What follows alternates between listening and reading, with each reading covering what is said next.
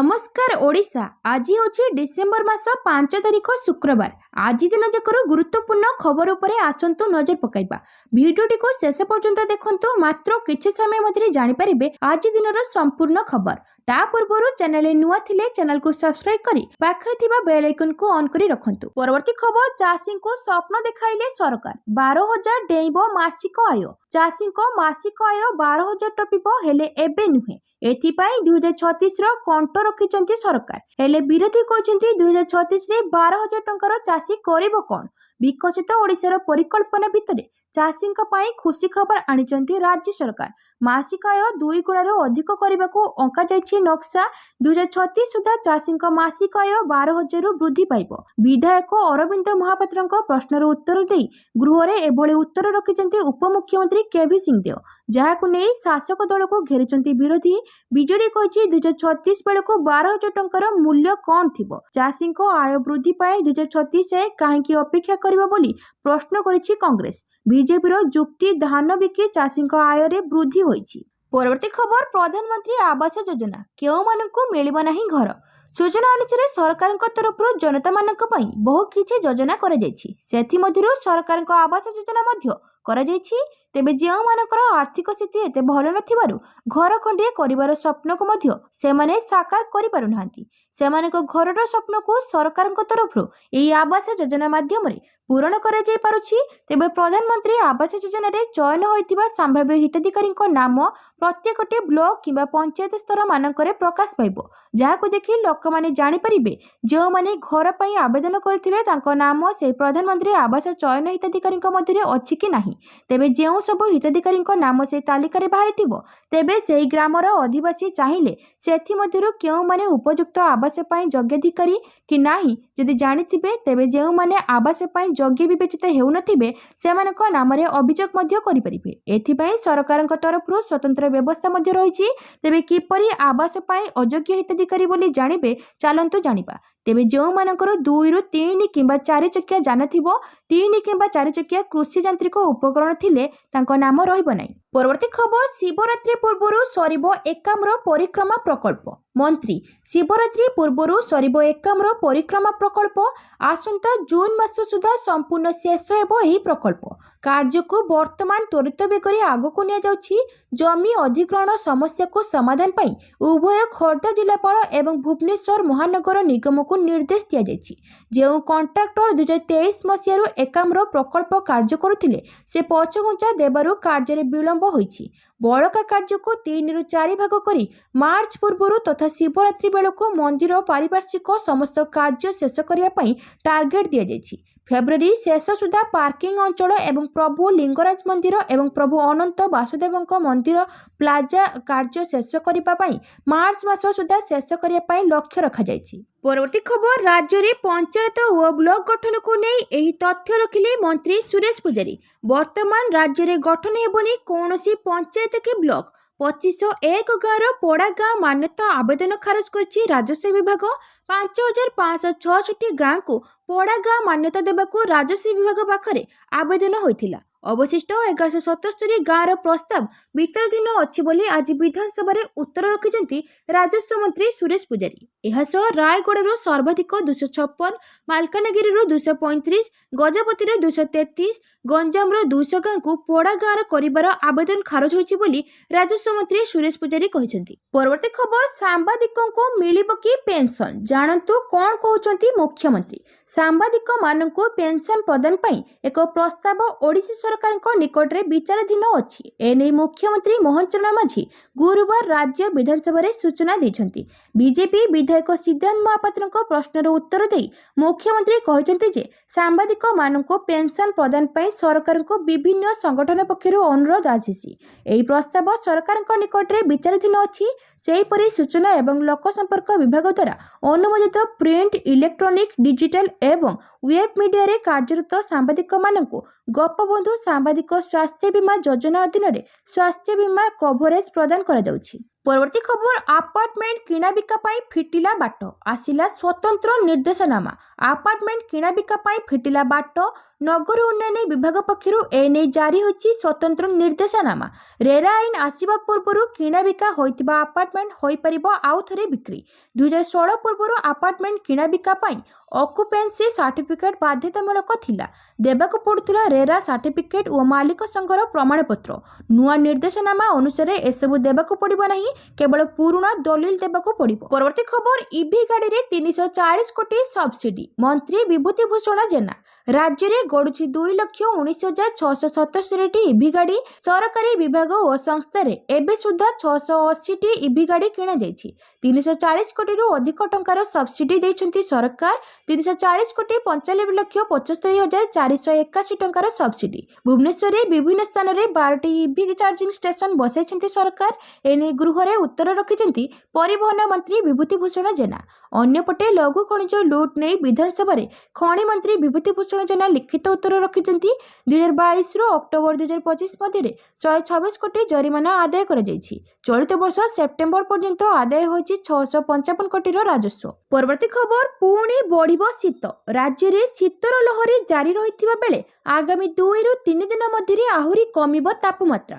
ଆସନ୍ତା 24 ଘଣ୍ଟାରେ ଘନ କୁହୁଡ଼ି ପାଇଁ 7 ଜିଲ୍ଲାକୁ ୟେଲୋ ୱାର୍ଣ୍ଣିଂ। ସେପଟେ ବର୍ତ୍ତମାନ ରାଜ୍ୟରେ କୌଣସି ପାଣିପାଗ ନିୟାମକ ସକ୍ରିୟ ନଥିବା ବେଳେ ଅଧିକାଂଶ ଜିଲ୍ଲାରେ ପାଗ ଶୁଖିଲା ରହିବା ସହ କିଛି ସ୍ଥାନରେ ଘନ କୁହୁଡ଼ି ଦୃଶ୍ୟମାନ ହେବା ନେଇ ପୂର୍ବାନୁମାନ କରିଛି ଭୁବନେଶ୍ୱର ଆଞ୍ଚଳିକ ପାଣିପାଗ କେନ୍ଦ୍ର। ଭୁବନେଶ୍ୱର ଆଞ୍ଚଳିକ ପାଣିପାଗ କେନ୍ଦ୍ରର ନିର୍ଦ୍ଦେଶିକା ମନୋରମା ମହାନ୍ତି କହିଛନ୍ତି, ବର୍ତ୍ତମାନ ରାଜ୍ୟରେ ଶୀତର ପ୍ରଭାବ ସାମାନ୍ୟ କମ୍ ରହିଥିବା ବେଳେ ଆଗାମୀ 2 ଦିନ ଯାଏଁ ତାପମାତ୍ରାର କୌଣସି ପରିବର୍ତ୍ତନ ହେବ ନାହିଁ। ପରେ 2ରୁ 3 ଡିଗ୍ରୀ ତାପମାତ୍ରା କମିବା ସହ ପୁଣି ବଢ଼ିବ ଶୀତ।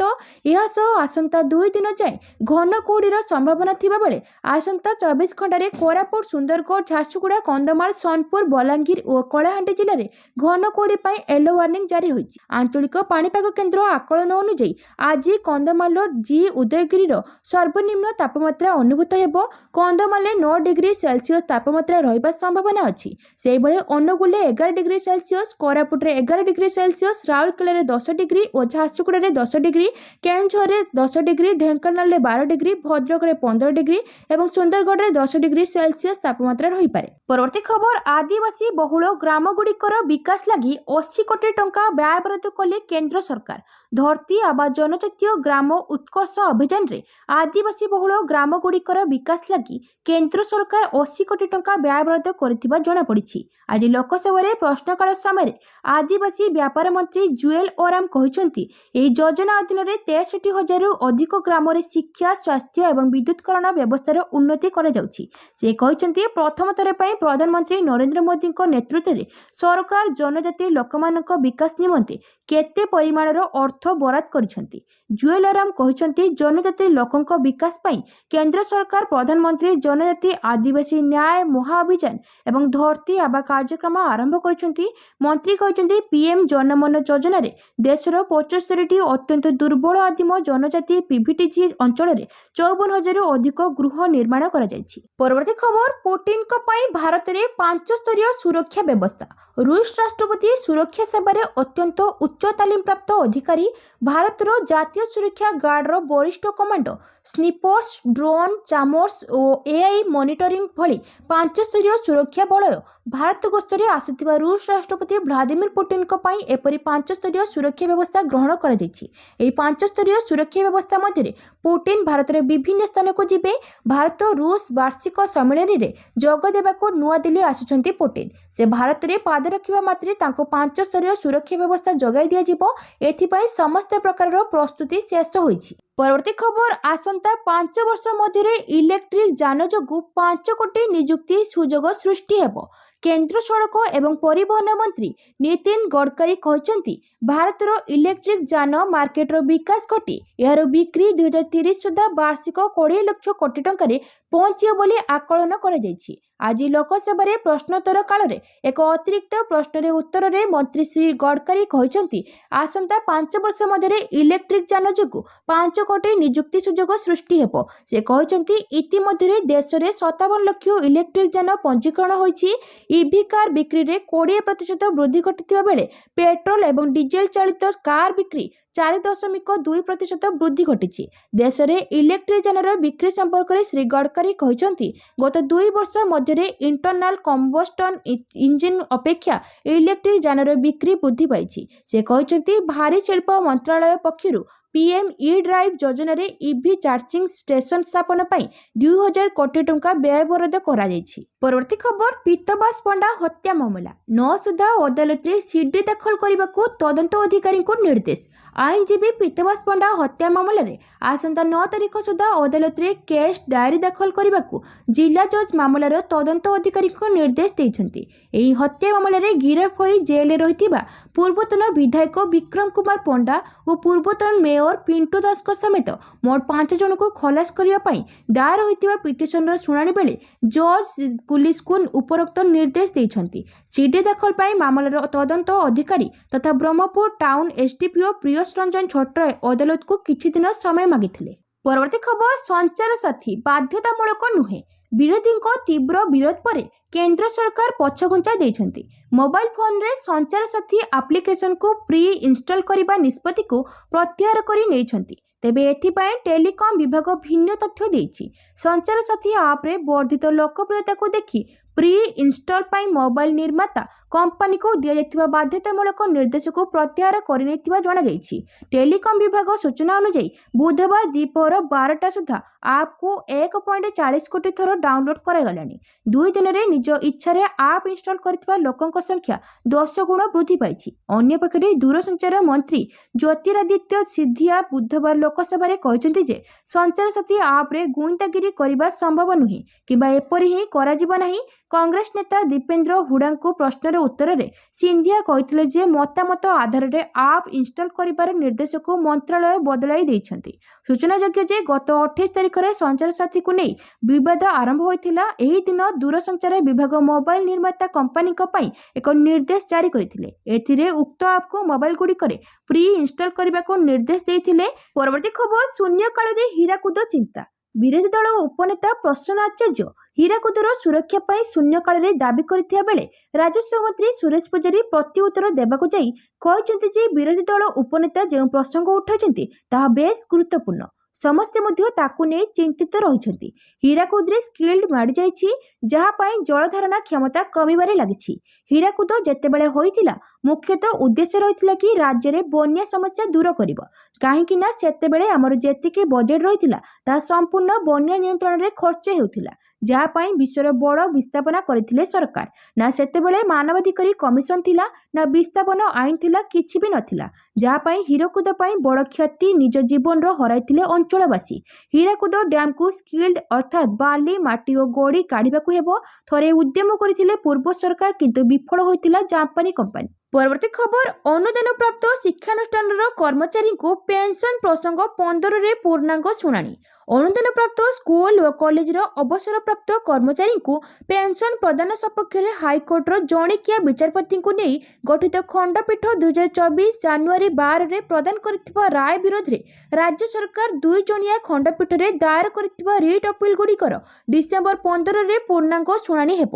ପରବର୍ତ୍ତୀ ଶୁଣାଣି ପୂର୍ବରୁ 11 ତାରିଖ ସୁଦ୍ଧା ଜଣିକିଆ ବିଚାରପତିଙ୍କ ରାୟ ବିରୋଧରେ ଦାୟର ଅନ୍ୟ ଅପିଲଗୁଡ଼ିକ ତାଲିକା ଦାଖଲ କରିବାକୁ ଅତିରିକ୍ତ ସରକାରୀ ଓକିଲଙ୍କୁ ହାଇକୋର୍ଟ ନିର୍ଦ୍ଦେଶ ଦେଇଛନ୍ତି।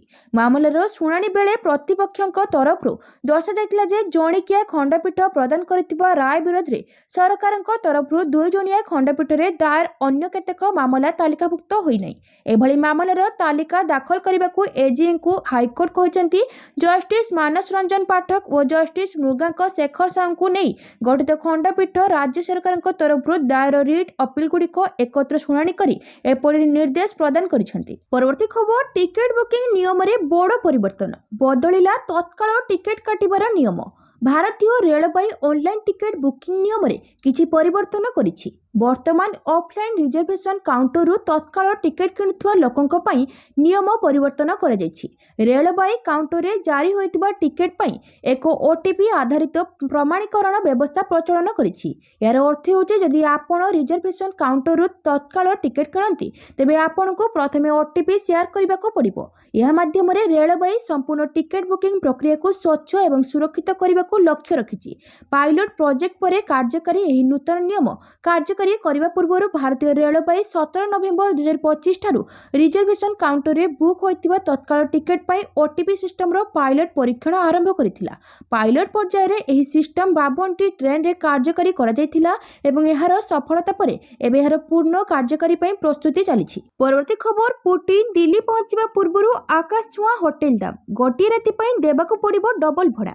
ରୁଷ ରାଷ୍ଟ୍ରପତି ଭ୍ଲାଦିମିର ପୁଟିନ 2 ଦିନିଆ ଭାରତ ଗସ୍ତରେ ଆସି ଆଜି ନୂଆଦିଲ୍ଲୀରେ ପହଞ୍ଚିବେ। ଏଥିପାଇଁ ନୂଆଦିଲ୍ଲୀରେ ବ୍ୟାପକ କଡ଼ା ସୁରକ୍ଷା କରାଯାଇଛି। ପୁଟିନ ଭାରତ ଯାତ୍ରା ନେଇ ଦିଲ୍ଲୀରେ ହସ୍ପିଟାଲିଟି ଇଣ୍ଡଷ୍ଟ୍ରିର ଭାଉ ବଢ଼ିଯାଇଛି। ରାଜଧାନୀର ସମସ୍ତ ବିଳାସପୂର୍ଣ୍ଣ 5 ଷ୍ଟାର ହୋଟେଲ ଫୁଲ ହୋଇସାରିଛି। ଗୋଟିଏ ରୁମ୍ରେ ଦାମ 2 ଗୁଣା ହୋଇଛି। ଗତ କିଛି ଦିନ ତଳେ ଯେଉଁ ହୋଟେଲ ରୁମ୍ର ଦାମ 50ରୁ 80 ହଜାର ମଧ୍ୟରେ ଥିଲା, ଏବେ ତାହାର ଦାମ 1 ଲକ୍ଷରୁ 1,30,000ରେ ପହଞ୍ଚିଛି।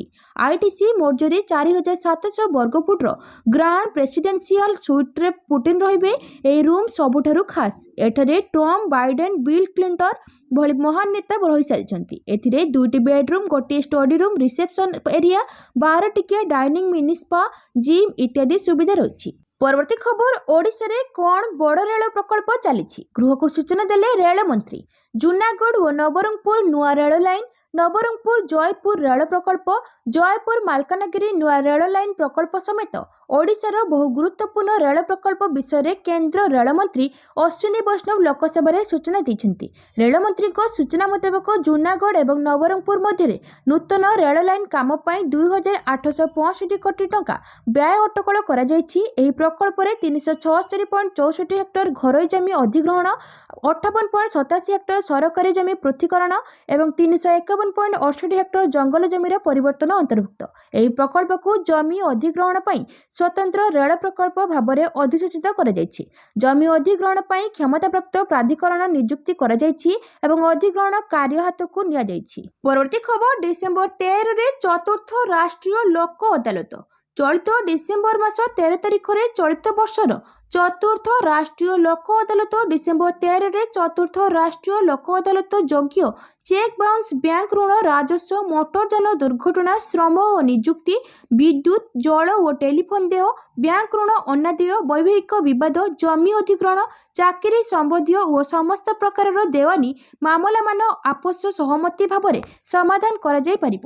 ଲୋକ ଅଦାଲତରେ ମୋକଦ୍ଦମା ଫାଇଲ୍ସ ପାଇଁ ପକ୍ଷମାନଙ୍କୁ କୌଣସି ଆର୍ଥିକ ଖର୍ଚ୍ଚର ଆବଶ୍ୟକତା ପଡ଼େ ନାହିଁ। ଲୋକ ଅଦାଲତର ରାୟ ଚୂଡ଼ାନ୍ତ ଓ ବୈଧ ଅଟେ। ଯଦି କୌଣସି ବିଚାରାଧୀନ ମାମଲା ଲୋକ ଅଦାଲତ ମାଧ୍ୟମରେ ସମାଧାନ ହୁଏ, ତେବେ ଆଗରୁ ପୈଠ କରାଯାଇଥିବା କୋର୍ଟ ଫି ମଧ୍ୟ ଫେରସ୍ତ ହୋଇପାରିବ। ପରବର୍ତ୍ତୀ ଖବର, କେନ୍ଦ୍ରୀୟ ଅବକାରୀ ବିଲ୍ ପାସ୍। ସଂସଦର ଶୀତ ଅଧିବେଶନର ତୃତୀୟ ଦିନରେ ଲୋକସଭାରେ କେନ୍ଦ୍ରୀୟ ଅବକାରୀ ବିଲ୍ 2025 ବାଚନିକ ଭୋଟରେ ଗୃହୀତ ହୋଇଛି। ଅର୍ଥମନ୍ତ୍ରୀ ନିର୍ମଳା ସୀତାରମଣ ବୁଧବାର ଏହି ବିଲ୍କୁ ଗୃହରେ ଆଗତ କରିଥିଲେ। ଏହି ବିଲ୍ ଅନୁଯାୟୀ ତମାଖୁ ଓ ଏ ସମ୍ପର୍କିତ ଉତ୍ପାଦ ଉପରେ ଟିକସ ଲାଗୁ କରାଯିବ। ବର୍ତ୍ତମାନ ଜିଏସଟି ଅନୁଯାୟୀ ତମାଖୁ ଜାତୀୟ ଉତ୍ପାଦ ଉପରେ ଟିକସ ଲାଗୁ କରାଯାଇଥିବା ବେଳେ ଏହାକୁ ପରିବର୍ତ୍ତନ କରାଯିବ। ନୂଆ ବିଲ୍ ଅନୁଯାୟୀ ବିଭିନ୍ନ ପ୍ରକାର ସିଗାରେଟ ଉପରେ ଅବକାରୀ ଟିକସ ଲାଗୁ କରାଯିବ। ଅନିର୍ମିତ ତମାଖୁ ଉପରେ 60ରୁ 70% ଅବକାରୀ ଟିକସ ଲାଗୁ କରାଯିବ। ମନ୍ତ୍ରୀ କହିଥିଲେ ଯେ ତମାଖୁ ଚାଷରୁ ଦୂରେଇ ରହିବାକୁ ସରକାରୀ କୃଷକମାନଙ୍କୁ ପ୍ରୋତ୍ସାହନ ଦେଉଛନ୍ତି। ରାଷ୍ଟ୍ରୀୟ କୃଷି ବିକାଶ ଯୋଜନାରେ 10ଟି ତମାଖୁ ଉତ୍ପାଦନକାରୀ ରାଜ୍ୟର କୃଷକମାନଙ୍କୁ ଚାଷ ପରିବର୍ତ୍ତନ କରିବାକୁ କୁହାଯାଇଛି। 2018ରୁ 2022 ମଧ୍ୟରେ 1.12 ଲକ୍ଷ ଏକର ଜମିରେ ଚାଷ ପରିବର୍ତ୍ତନ ହୋଇଛି। ଅନ୍ୟପଟେ ମଣିପୁର ପାଇଁ ଉଦ୍ଦିଷ୍ଟ ଜଳ ସଂଶୋଧନ ବିଲ୍ 2024 ରାଜ୍ୟସଭାରେ ଗୃହୀତ ହୋଇଛି। ଏହାର ମୂଳ ବିଲ୍ ପୂର୍ବରୁ ଉଭୟ ଗୃହରେ ଗୃହୀତ ହୋଇସାରିଛି। ପରବର୍ତ୍ତୀ ଖବର, ରୁଷ ଆଉ ପୂର୍ବ ପରି ଭାରତର ବନ୍ଧୁ ନୁହେଁ, ଚର୍ଚ୍ଚାରେ କଂଗ୍ରେସ ନେତାଙ୍କ ବିବାଦୀୟ ବୟାନ। ରୁଷ ରାଷ୍ଟ୍ରପତି ଭ୍ଲାଦିମିର ପୁଟିନଙ୍କ ଭାରତ ଗସ୍ତକୁ ନେଇ ବିରୋଧୀ ଦଳଙ୍କର ଭିନ୍ନ ଭିନ୍ନ ମନ୍ତବ୍ୟ ସାମ୍ନାକୁ ଆସୁଛି। ବହୁ ନେତା ବିବାଦୀୟ ବୟାନବାଜି ମଧ୍ୟ ଆରମ୍ଭ କଲେଣି। ଭ୍ଲାଦିମିର ପୁଟିନ 2 ଦିନିଆ ଭାରତ ଗସ୍ତରେ ଦିଲ୍ଲୀ ଆସୁଛନ୍ତି। ସାରା ବିଶ୍ୱ ତାଙ୍କର ବହୁ ପ୍ରତୀକ୍ଷିତ ଗସ୍ତ ଉପରେ ନଜର ରଖିଛନ୍ତି। ଦିଲ୍ଲୀରେ ମଧ୍ୟ ପ୍ରବଳ ଉତ୍ତେଜନା ଦେଖାଯାଉଛି। ଏହି ସମୟରେ କଂଗ୍ରେସ ନେତା ଉଦିତ ରାଜଙ୍କ ଏକ ବୟାନ ରାଜନୈତିକ ମହଲରେ ଚର୍ଚ୍ଚାର ବିଷୟ ପାଲଟିଛି। ଉଦିତ ରାଜ କହିଛନ୍ତି ଯେ ରୁଷ ଆଉ ପୂର୍ବ ପରି ବିଶ୍ୱସ୍ତ ସହଯୋଗୀ ନୁହେଁ ଏବଂ ଭାରତକୁ ବଡ଼ ସଙ୍କଟ ସମୟରେ ପ୍ରାପ୍ୟ ସମର୍ଥନ ମିଳେନାହିଁ। ଏକ ଗଣମାଧ୍ୟମ ଆଲୋଚନାରେ ଉଦିତ ରାଜ କହିଛନ୍ତି ଯେ ରୁଷ ଦୀର୍ଘ ଦିନ ଧରି ଭାରତର ଏକ ଦୃଢ଼ ବନ୍ଧୁ, କିନ୍ତୁ ପହଲଗାମ ଆତଙ୍କବାଦୀ ଆକ୍ରମଣ ଏବଂ ଭାରତ ପାକ୍ ଯୁଦ୍ଧ ସମୟରେ ଏହାର ସମର୍ଥନ ଆଶାନୁରୂପ ରହିଥିଲା। ତାଙ୍କ ଅନୁସାରେ ଏହା ଭାରତର ଆନ୍ତର୍ଜାତୀୟ ସ୍ଥିତିକୁ ପ୍ରଭାବିତ କରିଥିଲା। ସେ କହିଛନ୍ତି ଯେ ଭାରତ ଏବଂ ରୁଷ ମଧ୍ୟରେ ବନ୍ଧୁତା ଜବାହରଲାଲ ନେହେରୁ ଏବଂ ଇନ୍ଦିରା ଗାନ୍ଧୀଙ୍କ ସମୟରୁ ଆରମ୍ଭ ହୋଇଛି। ଏବେ ଏହାକୁ ପୂର୍ବ ପରି ମଜବୁତ କରାଯିବା ଆବଶ୍ୟକ। ଉଦିତ ରାଜ ଆଶା ପ୍ରକାଶ କରିଛନ୍ତି ଯେ ବର୍ତ୍ତମାନର ବୈଠକଗୁଡ଼ିକ ସମ୍ପର୍କରେ ଉନ୍ନତି ଆଣିପାରିବ। ପରବର୍ତ୍ତୀ ଖବର, ଓଡ଼ିଶା ହକ୍ ପାଇବ। ମୁଖ୍ୟମନ୍ତ୍ରୀ ମହାନଦୀ ଜଳ ବିବାଦ ମାମଲାରେ ମୁଖ୍ୟମନ୍ତ୍ରୀଙ୍କ ବଡ଼ ସୂଚନା। ଖୁବ୍ ଶୀଘ୍ର ଓଡ଼ିଶା ତାର ହକ୍ ପାଇବ। ମୁଖ୍ୟମନ୍ତ୍ରୀ କହିଛନ୍ତି ଯେ ନ୍ୟାୟିକ ଓ ଆପୋଷ ବୁଝାମଣାରେ ଚାଲିଛି ସମାଧାନର ବାଟ। ସୂଚନା ଥାଉ କି ମହାନଦୀ ଜଳ ବିବାଦ ମାମଲାରେ ଆସନ୍ତାକାଲି ବଡ଼ ବୈଠକ ବସିବ। ଓଡ଼ିଶା ଛତିଶଗଡ଼ର ଯୁଗ୍ମ ବୈଷୟିକ କମିଟି ବୈଠକ ଅନୁଷ୍ଠିତ ହେବ। ଗୃହରେ ଏନେଇ ସୂଚନା ଦେଇଛନ୍ତି ସଂସଦୀୟ ବ୍ୟାପାର ମନ୍ତ୍ରୀ ମୁକେଶ ମହାଲିକ। ଉଭୟ ରାଜ୍ୟ ପକ୍ଷରୁ ଯୁଗ୍ମ ବୈଷୟିକ କମିଟି ବୈଠକ 6 ଥର ହୋଇଛି। ପ୍ରଥମେ ଦୁଇ ମୁଖ୍ୟମନ୍ତ୍ରୀଙ୍କ ଭିତରେ ଅନୌପଚାରିକ ଆଲୋଚନା ହୋଇଥିଲା। 20ରେ ମହାନଦୀ ଟ୍ରିବ୍ୟୁନାଲର ପରବର୍ତ୍ତୀ ଶୁଣାଣି ହେବ। ପରବର୍ତ୍ତୀ ଖବର, ପୁଣି ମଝି ଆକାଶରୁ ଫେରିଲା ଇଣ୍ଡିଗୋ ବିମାନର ଜରୁରୀ ଅବତରଣ। ମଦିନାରୁ ହାଇଦ୍ରାବାଦ ଯାଉଥିବା ଇଣ୍ଡିଗୋ ବିମାନର ଜରୁରୀ ଅବତରଣ। ବିମାନରେ ବୋମା ଥିବା ନେଇ ଜଣେ ଯାତ୍ରୀ ଦାବି କରିବା ପରେ ବିମାନକୁ ଅହମ୍ମଦାବାଦ ଏୟାରପୋର୍ଟରେ ଜରୁରୀ ଅବତରଣ କରାଯାଇଥିଲା। ଏହି ଖବର ଶୁଣିବା ପରେ କ୍ରୁ ମେମ୍ବର୍ସ ତୁରନ୍ତ ଖବର ପାଇଲଟ ଏବଂ ସୁରକ୍ଷା ଏଜେନ୍ସିକୁ ଦେଇଥିଲେ। ବିମାନରେ ମୋଟ 180 ଜଣ ଯାତ୍ରୀ ରହିଥିଲେ।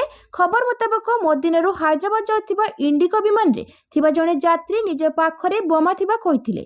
ଏହା ଶୁଣିବା ପରେ କ୍ରୁ ମେମ୍ବର୍ସ ଏବଂ ଅନ୍ୟ ଯାତ୍ରୀ ଆଲର୍ଟ ହୋଇଯାଇଥିଲେ। ତୁରନ୍ତ ଏୟାର ଟ୍ରାଫିକ୍ କଣ୍ଟ୍ରୋଲକୁ ସୂଚନା ଦେବା ପରେ ବିମାନକୁ ଅହମ୍ମଦାବାଦ ଏୟାରପୋର୍ଟକୁ ଡାଇଭର୍ଟ କରାଯାଇଥିଲା।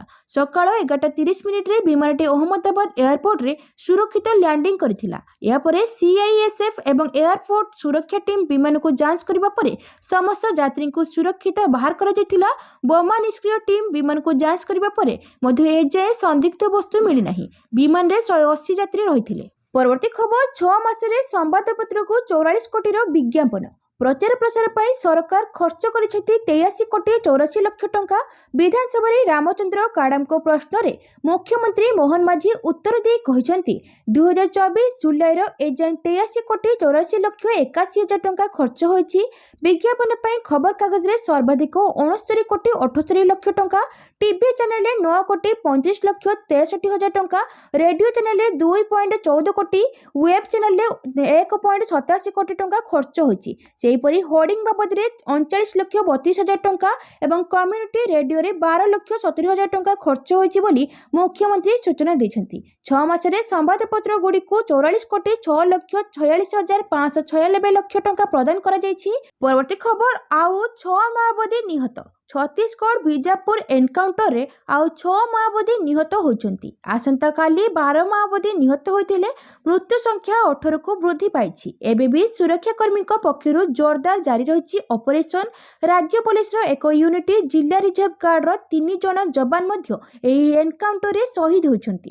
ବସ୍ତର ଅଞ୍ଚଳର ପୋଲିସ ମହାନିରୀକ୍ଷକ ସୁନ୍ଦର ରାଜ ପି କହିଛନ୍ତି ଯେ ପ୍ରାୟ 12 ଘଣ୍ଟା ଧରି ଗୁଳି ବିନିମୟ ପରେ ବୁଧବାର ବିଳମ୍ବିତ ସନ୍ଧ୍ୟା ସୁଦ୍ଧା 12 ଜଣ ନକ୍ସଲଙ୍କ ମୃତଦେହ ଉଦ୍ଧାର କରାଯାଇଛି।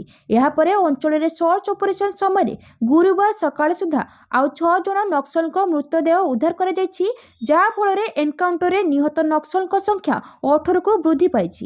ନିହତ ନକ୍ସଲଙ୍କ ମଧ୍ୟରୁ ଜଣେ ମୋଡିଆମି ଭେଲା ଭାବରେ ଚିହ୍ନଟ ହୋଇଛି। ଯେତେବେଳେ ବାକି ମୃତ ନକ୍ସଲଙ୍କ ପରିଚୟ ଚିହ୍ନଟ କରାଯାଉଛି, ଏନକାଉଣ୍ଟର ସ୍ଥଳରୁ ବିପୁଳ ପରିମାଣର ଅସ୍ତ୍ରଶସ୍ତ୍ର ଉଦ୍ଧାର କରାଯାଇଛି। ପରବର୍ତ୍ତୀ ଖବର, କେନାଲ ଦ୍ୱାରା 2ଟି କ୍ଷୁଦ୍ର ଜଳସେଚନ ପ୍ରକଳ୍ପର ପାଖାପାଖି କରୁଛି ଅତିକ୍ରମ। ଆଜି ବିଧାନସଭା ଶୀତ ଅଧିବେଶନର 7ମ ଦିନ। ଗୃହରେ ବିଧାୟକ ରଣେନ୍ଦ୍ର ପ୍ରତାପ ସ୍ୱାଇଁ ଓଭରଲାପିଂ ବିଷୟରେ ପ୍ରଶ୍ନ କରିଛନ୍ତି ଯେ ଆଠଗଡ଼ ନିର୍ବାଚନ ମଣ୍ଡଳୀ ଅନ୍ତର୍ଗତ ତିଗିରିଆ ଅଞ୍ଚଳରେ କ୍ଷୁଦ୍ର ଜଳସେଚନ ବିଭାଗର ପ୍ରଣାଳୀ ଏବଂ ରେଙ୍ଗାଲି ପ୍ରକଳ୍ପ ସମନ୍ୱୟରେ ଏହାର ଆୟକଟ ବା କ୍ଷେତ୍ରାଞ୍ଚଳ ଓଭରଲାପିଂ ହେବାର କିଛି ରିପୋର୍ଟ ହସ୍ତଗତ ହୋଇଛି କି?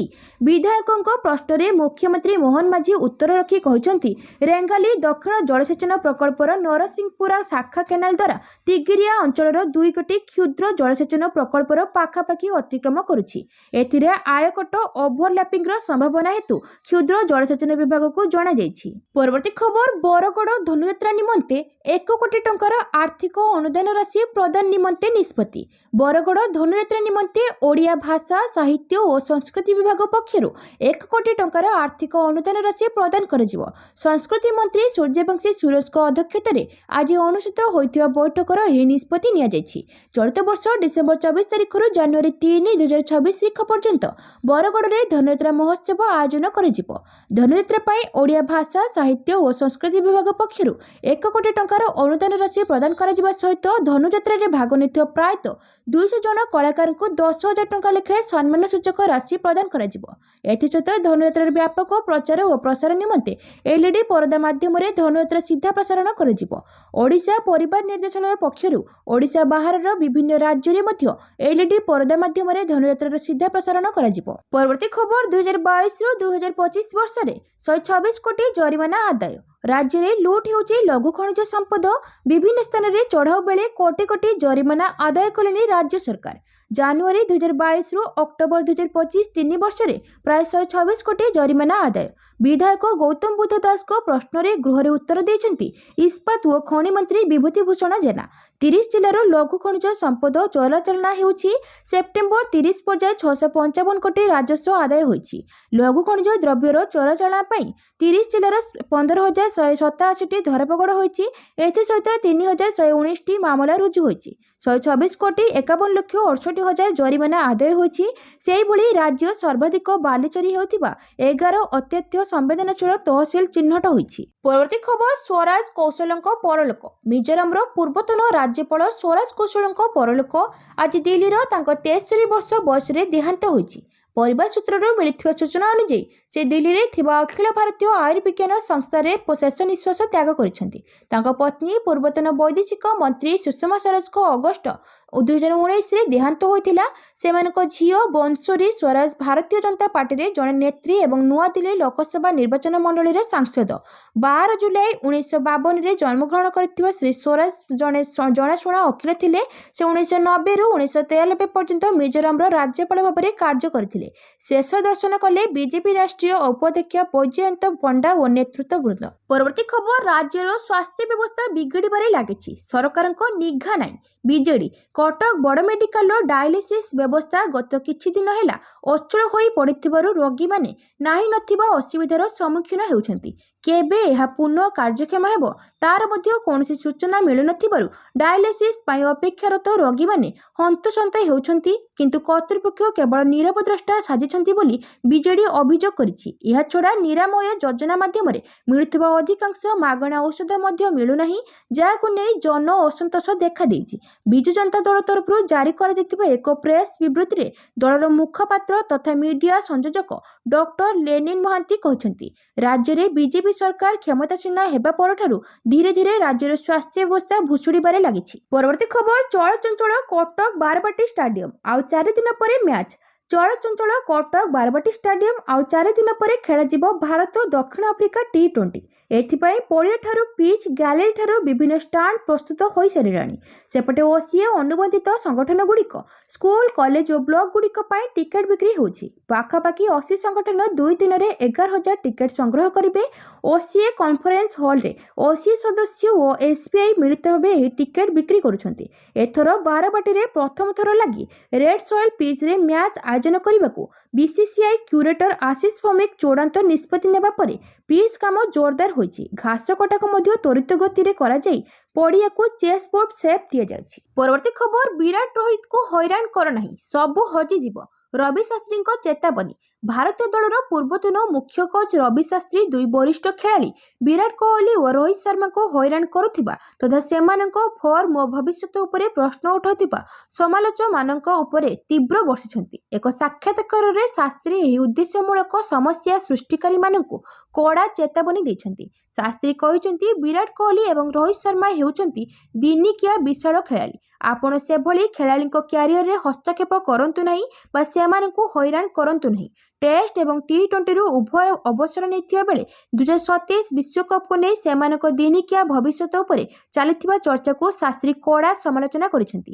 କିଏ ସେମାନଙ୍କୁ ହଇରାଣ କରୁଛି ବୋଲି ପ୍ରଶ୍ନ ହେବାରୁ ଶାସ୍ତ୍ରୀ କହିଥିଲେ, କିଛି ଲୋକ କରୁଛନ୍ତି, ମୁଁ କେବଳ ଏତିକି କହିବି, ଏଭଳି ଖେଳାଳିଙ୍କ ସହିତ ଆପଣ ମସ୍ତି କର ନାହିଁ।